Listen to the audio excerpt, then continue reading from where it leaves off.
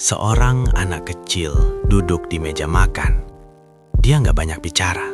Bukan karena nggak punya cerita, tapi karena dia tahu kalau dia salah bicara, ruangan akan berubah. Udara jadi berat, mata-mata di sekitarnya jadi tajam. Dia cuma mengaduk-aduk makanannya, berharap bisa menghilang. Kakaknya cerita tentang harinya, dapat senyuman. Abangnya dapat pujian soal nilai. Tapi giliran dia bicara, suasana berubah. Kata-katanya nggak dianggap sebagai kesalahan biasa, tapi sebagai gangguan. Dia merasa seperti orang asing di rumahnya sendiri. Dan yang paling menyakitkan, ini bukan cerita fiksi. Buat banyak orang yang nonton ini sekarang, ini adalah ingatan. Kita jarang membicarakan ini secara terbuka tentang anak yang tumbuh besar dengan perasaan bahwa kehadirannya adalah beban. Bukan selalu dibenci dengan kata-kata, bukan selalu dengan kekerasan, tapi dengan energi, dengan helaan nafas saat dia masuk ruangan, dengan cara orang tuanya menatap atau justru tidak menatap sama sekali, dengan perbedaan perlakuan yang terlalu halus untuk dibuktikan, tapi terlalu nyata untuk diabaikan. Ini yang disebut sebagai the hated child, dan dampaknya jauh lebih dalam dari yang kebanyakan orang sadari. Kalau kamu merasa topik seperti ini penting, topik yang membongkar pola-pola tersembunyi dalam diri kita yang terbentuk sejak kecil, subscribe ke channel ini. Di sini kita ngobrolin hal-hal yang jarang dibahas, tapi diam-diam membentuk cara kita menjalani hidup. Sekarang, mari kita lanjut lebih dalam. Ada satu hal fundamental yang perlu kita pahami dulu. Seorang anak nggak lahir dengan tembok pertahanan. Mereka datang ke dunia ini terbuka, rapuh, dan sangat-sangat lapar akan cinta. Ketika cinta itu ditahan atau lebih buruk lagi, diganti dengan penolakan, yang terjadi bukan sekedar anak itu merasa nggak dicintai. Yang terjadi jauh lebih berbahaya. Anak itu merasa nggak layak dicintai. Dan perbedaan ini adalah segalanya. Karena nggak dicintai itu kondisi, sesuatu yang terjadi dari luar. Tapi nggak layak dicintai itu jadi identitas, sesuatu yang tertanam di dalam. John Bowlby, bapak teori kelekatan dalam psikologi, pernah menuliskan bahwa ikatan pertama seorang anak dengan orang tuanya menjadi cetak biru untuk semua hubungan di masa depannya. Kalau ikatan itu hangat, anak tumbuh dengan rasa percaya diri. Kalau ikatan itu dingin atau bahkan bermusuhan, anak itu menyerap penolakan itu, membawanya ke setiap sudut kehidupannya, menjadi orang dewasa yang masih refleks menghindar, bahkan ketika nggak ada yang mengancam. Dan ini bagian yang bikin semuanya lebih rumit. Anak yang dibenci seringkali bahkan nggak sadar bahwa mereka dibenci. Kenapa? Karena buat seorang anak, orang tua bukan sekedar pengasuh. Orang tua adalah realitas itu sendiri.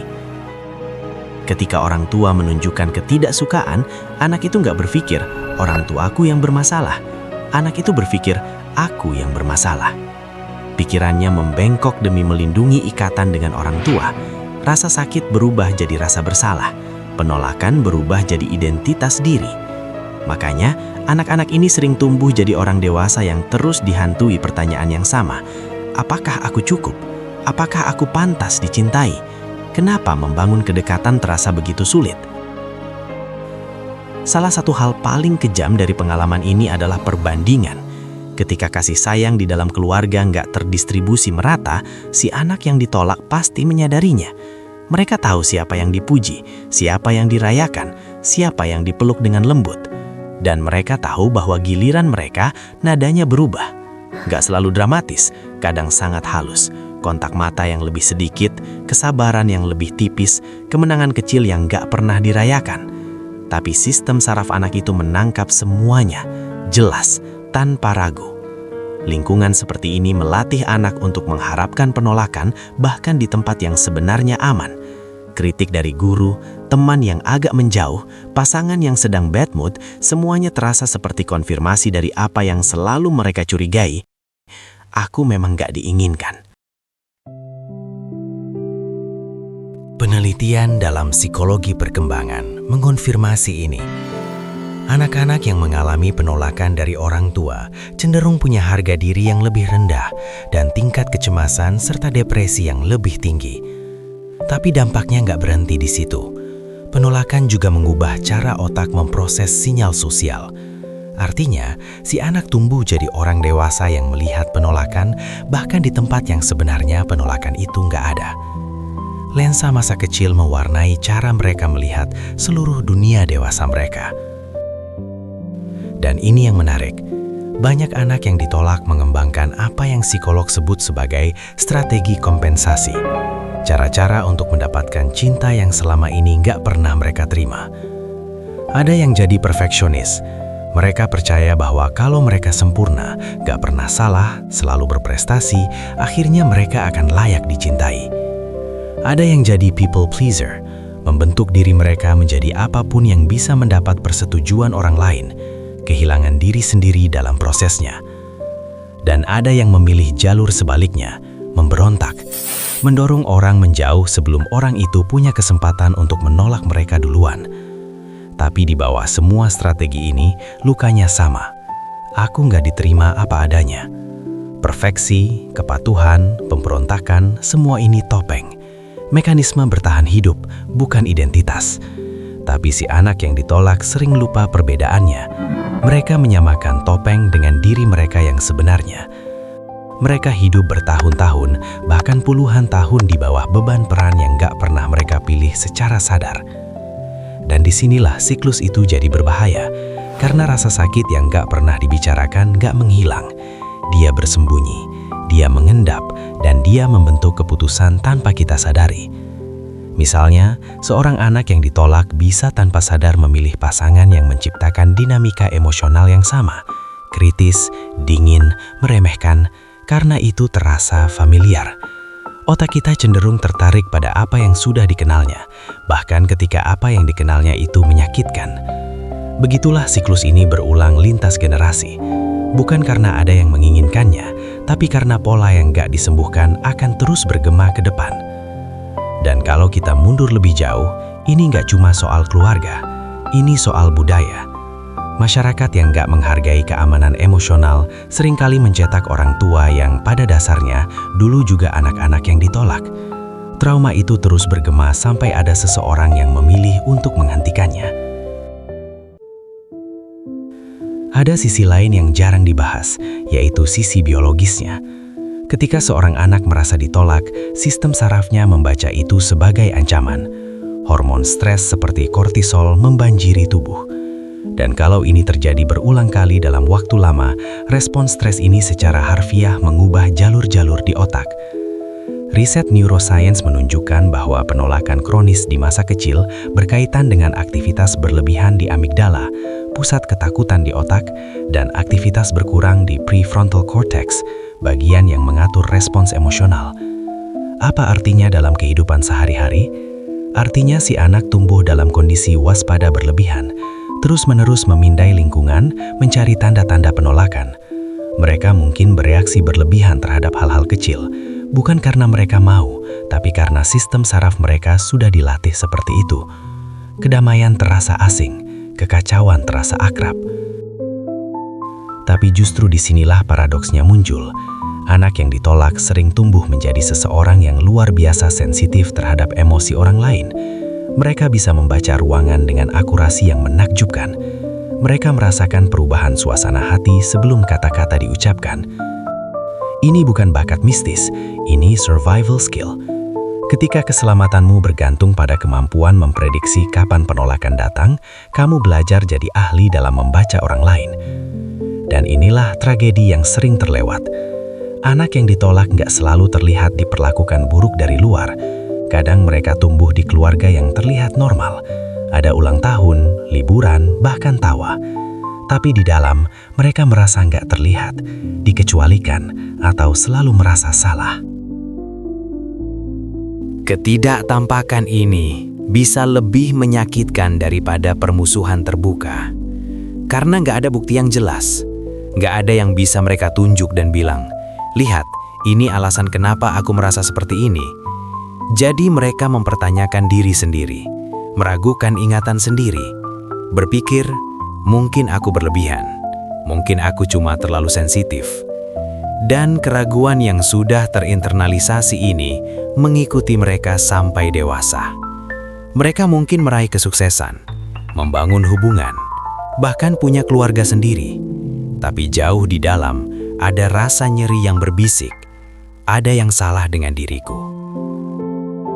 Sekarang bayangkan, si anak yang dulu duduk diam di meja makan itu, sekarang berusia 30, 40, atau 50 tahun. Mungkin mereka nggak lagi memikirkan diri mereka sebagai anak yang dibenci, tapi gemanya masih ada. Muncul di hubungan, takut ditinggalkan, susah percaya, tertarik pada orang-orang yang secara emosional gak tersedia. Muncul di karir, kerja berlebihan, takut gagal, meragukan nilai diri bahkan setelah pencapaian demi pencapaian. Muncul di cara mereka berbicara pada diri sendiri, keras, gak memaafkan, menggemakan suara-suara yang mereka dengar saat tumbuh besar. Kenapa penolakan begitu dalam menggores? Karena buat seorang anak, cinta bukan pilihan. Cinta adalah oksigen, penerimaan adalah makanan, rasa memiliki adalah tempat berlindung. Tanpa itu, jiwa nggak sekedar sakit, dia tercekik. Dan berbeda dengan kebutuhan fisik, kelaparan emosional itu tak terlihat. Nggak ada memar, nggak ada tulang patah, hanya erosi diam terhadap diri sendiri. Filosof seperti Søren Kierkegaard pernah menulis tentang keputusasaan sebagai penyakit jiwa, kondisi di mana seseorang gak mampu menjadi dirinya sendiri. Buat anak yang ditolak, keputusasaan itu gak dimulai dari tragedi besar, tapi dari pengabaian-pengabaian kecil setiap hari. Helaan nafas, tatapan, kehilangan. Dan dari momen-momen itu, sebuah identitas terbentuk. Tapi inilah kebenaran yang tersembunyi. Identitas anak yang dibenci bukanlah esensi dari anak itu. Itu adalah bekas sukat, bukan kulitnya sendiri. Dan bekas sukat, meskipun permanen dalam sejarah, gak harus mendikte masa depan. Karena anak yang ditolak gak hanya membawa luka, mereka juga membawa hadiah. Sensitivitas mereka bisa menjadi empati, kesepian mereka bisa menjadi kreativitas. Ketangguhan mereka yang lahir dari bertahan di tengah penolakan bisa menjadi keberanian di tengah badai kehidupan. Dan ini bukan romantisasi penderitaan, ini tentang kemungkinan. Lalu pertanyaan besarnya, bisakah siklus ini dihentikan? Bisa, tapi nggak terjadi secara kebetulan. Siklus ini putus karena kesadaran. Penyembuhan dimulai ketika si orang dewasa mengenali anak kecil yang pernah mereka jadi, bukan untuk menyalahkan orang tua tanpa henti, bukan untuk terus berkubang di luka lama, tapi untuk melihat dengan jelas apa yang terjadi. Karena apa yang gak dilihat akan diulang, apa yang disangkal akan terus hidup di balik bayangan. Psikolog menyebut salah satu proses ini sebagai reparenting. Memberikan kepada diri sendiri, sebagai orang dewasa, kasih sayang dan perhatian yang gak pernah kamu terima saat kecil. Kedengarannya sederhana, tapi ini sangat mendalam. Reparenting adalah berkata pada diri, kamu layak, kamu bisa dicintai, kamu punya tempat. Kata-kata yang mungkin gak pernah kamu dengar, tapi kata-kata yang sistem syarafmu sangat membutuhkan untuk menyerap. Dan langkah yang sangat powerful adalah memberi nama pada pengalamanmu. Ketika kamu bisa berkata, aku tumbuh sebagai anak yang gak diinginkan, sesuatu bergeser, kabut mulai terangkat. Karena apa yang selama ini dirasakan sebagai rasa malu yang samar, ada yang salah denganku, ternyata adalah luka yang punya sebab. Dan luka yang punya sebab bisa diobati. Penelitian tentang trauma menunjukkan bahwa sekedar menerjemahkan pengalaman ke dalam kata-kata sudah mengurangi intensitas emosionalnya. Bahasa membawa keteraturan ke dalam kekacauan. Nama mengubah rasa sakit yang tersembunyi menjadi realitas yang bisa diproses. Teori kelekatan juga memberikan kabar baik. Gaya kelekatan kita bukan sesuatu yang mati. Melalui hubungan yang penuh kesadaran, entah itu terapi, persahabatan yang aman, atau pasangan yang benar-benar hadir, seseorang bisa membangun apa yang disebut earn secure attachment. Artinya, meskipun kamu memulai hidup dengan meragukan cinta, kamu bisa belajar ulang. Sistem saraf bisa ditata ulang. Otak bisa membentuk jalur baru. Sains mengkonfirmasi apa yang hati manusia selalu harapkan. Nggak pernah terlambat untuk merasa aman. Tapi penyembuhan butuh satu hal yang justru paling sulit buat anak yang ditolak. Kasih sayang terhadap diri sendiri. Penelitian Dr. Kristen Neff tentang self-compassion menunjukkan bahwa memperlakukan diri sendiri dengan kelembutan saat merasa sakit bisa mengurangi kecemasan, depresi, dan rasa malu.